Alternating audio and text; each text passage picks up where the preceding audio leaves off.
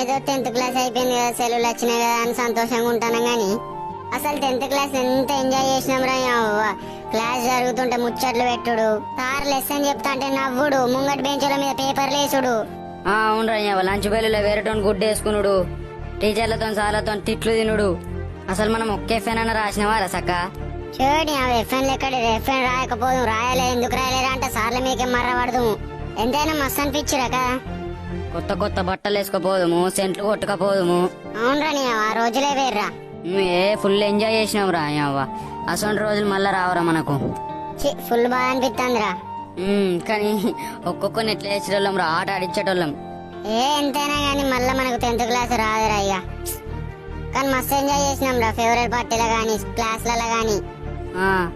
కాలేజీలో గంత ఎంజాయ్ ఉంటుందా రా, కాలేజీలో ఫెయిల్ అయినా కరెక్టేరా. ఓల్డ్ ఈజ్ గోల్డ్ రా నిజంగానే.